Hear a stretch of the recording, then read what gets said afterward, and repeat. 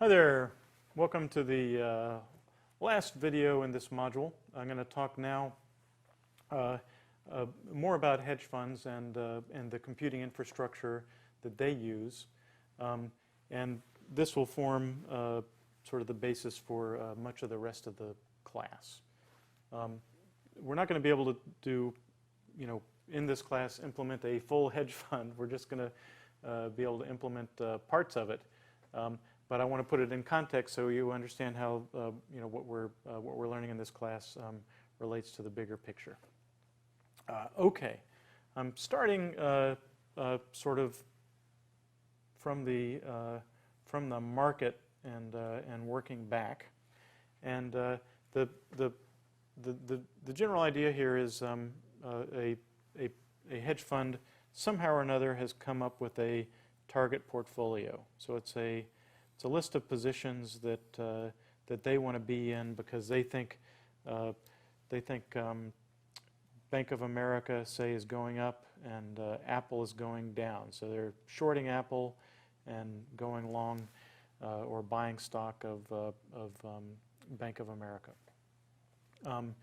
Now, once we'll talk in a few moments about how they get that. But suppose you have this target portfolio.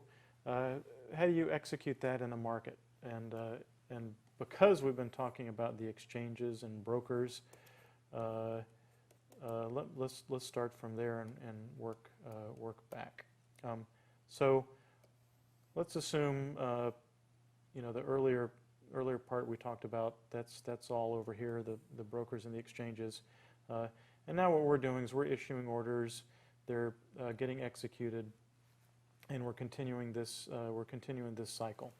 Now, for the purpose of this video, we're not doing HFT. We're not doing high-frequency trading anymore. High-frequency trading is great. I know people who make lots of money doing it. But we're going to be talking about not trading on milliseconds, but trading over seconds and days. Okay. All right. So. Again, let's assume we have this target portfolio. The market opens, and at market open, the portfolio we currently hold and our target portfolio are the same, but we want to cause our live portfolio to be the same as our target. So what we need is a trading algorithm that compares the two and issues appropriate orders to get these two in line. Now, something that's important to point out, you might wonder, okay, gee, my target portfolio is I want to be short Apple 100. My current portfolio is that I'm long Apple 100.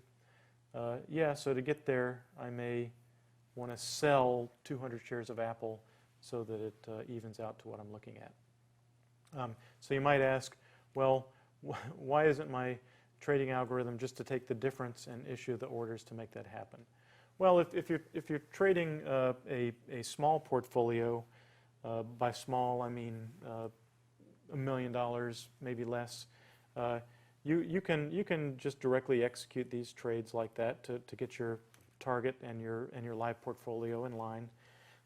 The thing to keep in mind, remember when we were talking about how orders cause prices to change? Well, if you put out lots of large orders, you're going to cause the market to move against you, and the efficiency of your ideas and of your portfolio is going to be hampered by the changes in price. So often these sorts of trading algorithms don't just directly make the orders that bring the portfolio in line. They make lots of small orders to cause it to happen slowly and not affect the market so strongly. Sometimes you hear news about prices going wild because someone fat-fingered a trade. What that means is someone wanted to sell $1 million of a particular equity, and instead of doing it slowly over several days, they did it all in one trade, and boom, the price got slammed and it hurt their portfolio. So trading algorithms stretch that out over a longer period of time. You put your orders in, they're accepted or not by the market. That adjusts your portfolio, and this cycle continues until your live portfolio is in line with your target portfolio. Okay, so that's at the trading end. Let's move back a step. Where do we get this target portfolio in the first place? Well, of course, it depends. It depends on the hedge fund or the investment bank exactly where they get their intuition or knowledge about which way a stock is going to go. But a way to treat this is to assume that from somewhere we have a forecast. We have some insight into the future about what the future prices of stocks are going to be. Here we think Apple is going to go down 1%. We think Bank of America is going to go up 5%. We think Delta is going to go down 2%.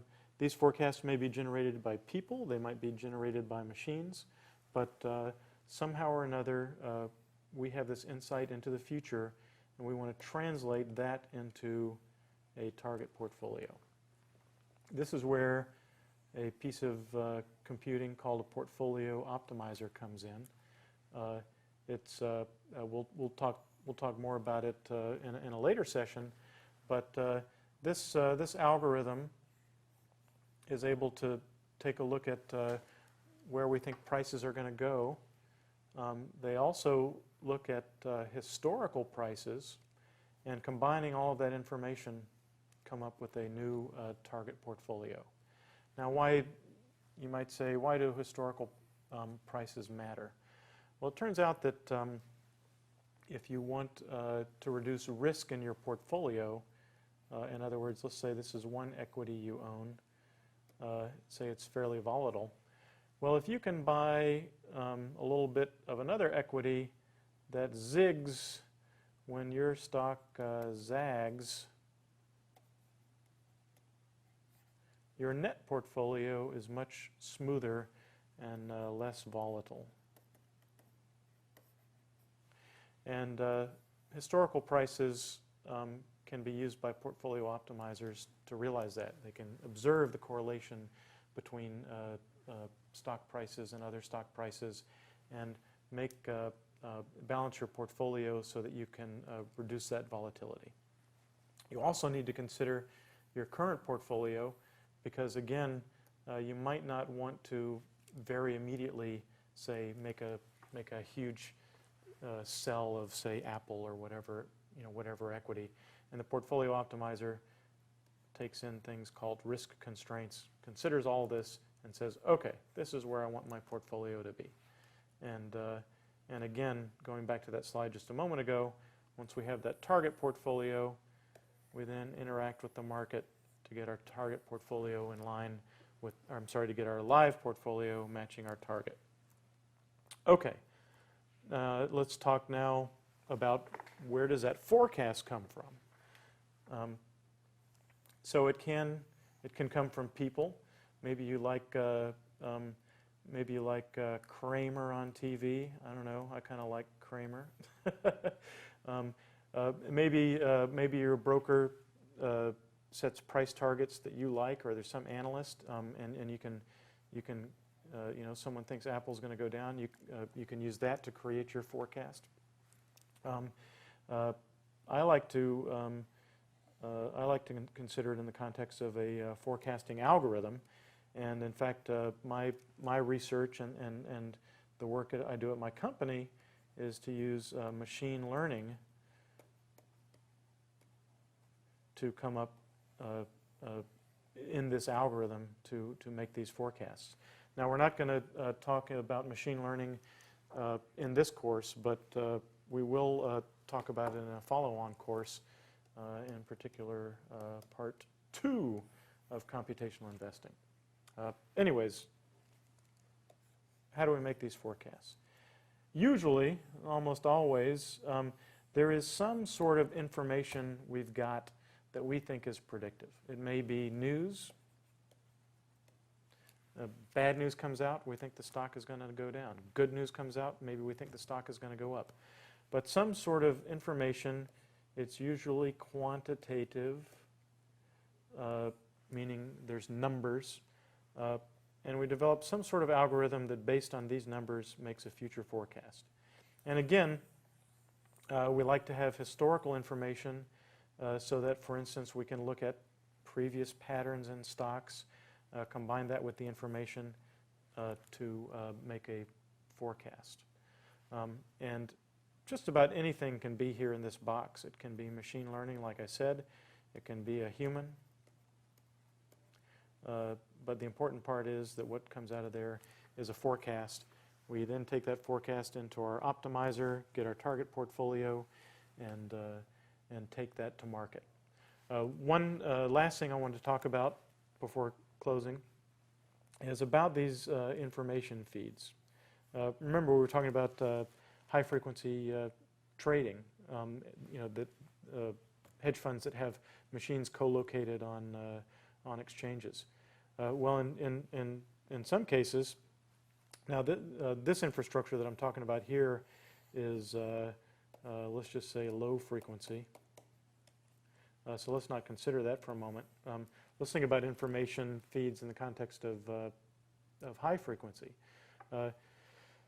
One product that Thomson Reuters has, they'll send you individual packets, internet packets, when news comes out that include the symbol of the stock and binary, good news, bad news.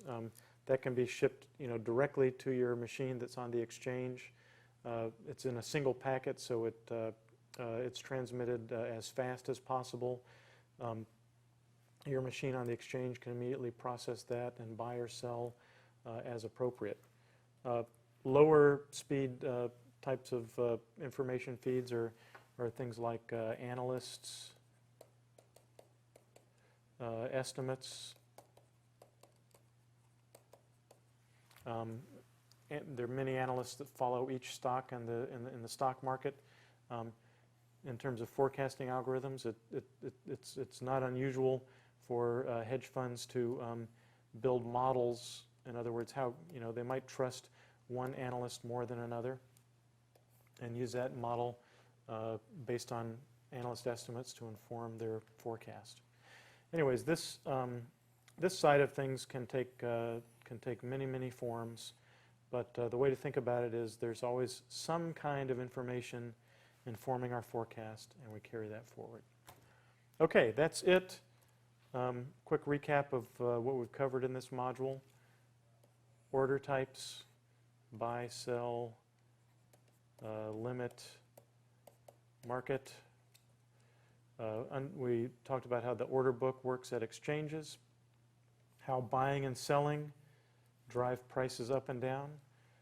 Talked about the basic infrastructure of an exchange and brokers and market makers.